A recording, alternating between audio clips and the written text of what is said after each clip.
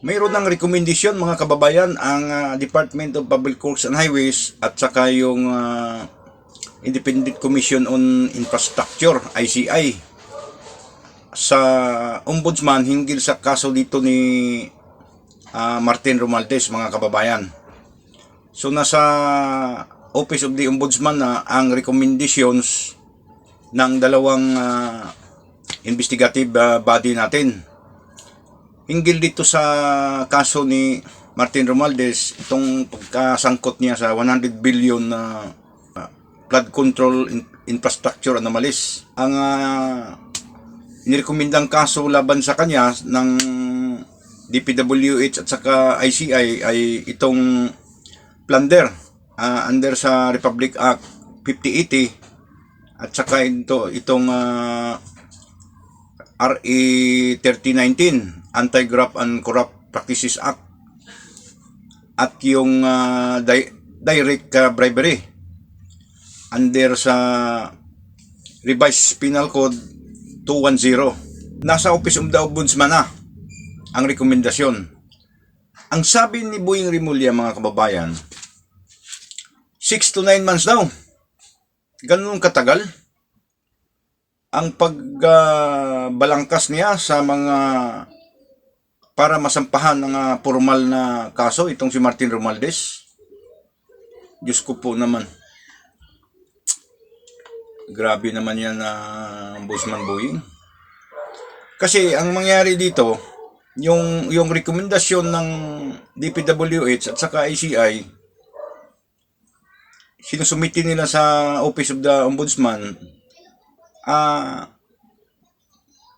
i-review pa yon ng Office of the Ombudsman kung tama ba lahat ang mga rekomendasyon, mayroon bang probable cause, bago ito i-endorse sa Sandigan Bayan. Kasi ang Sandigan Bayan man, ang lilitis nitong mga government elected officials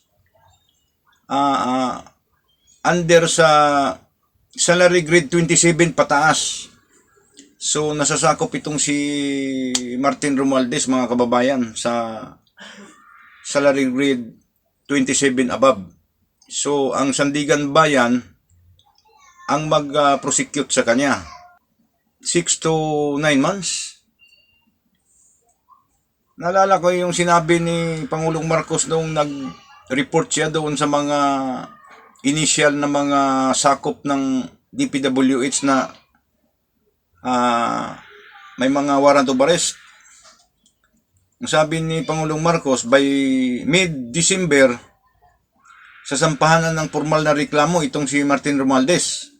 Kasama yung tatlong nakaupong senador natin at saka yung dalawang dating senador. So baka naman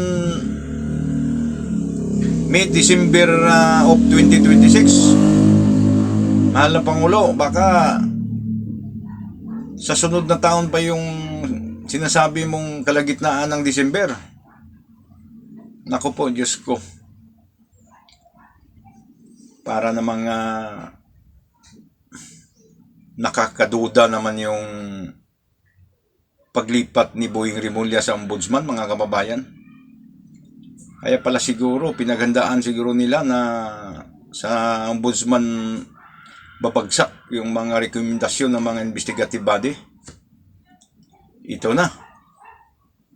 Talaga namang nakapagtataka kasi ang mga revelasyon ng mga witnesses halos pareho lang sila ni Saldico na binabanggit eh. Kasi Saldico, formal lang sampahan ang reklamo ngayon. May blue notice na sa Interpol.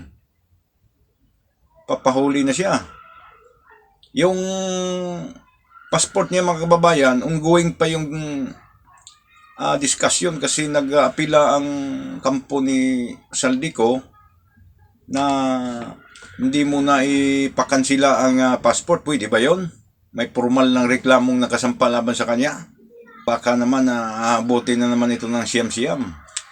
Ayon kay Ombudsman Rimulya, 6 to 9 months ang pagbabalangkas nila dito sa mga rekomendasyon ng ICI at saka DPWH.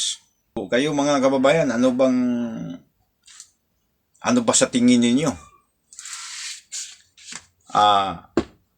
Tama ba yung timeline na binigay ni Boying Remulla o talagang part of kabir up ito?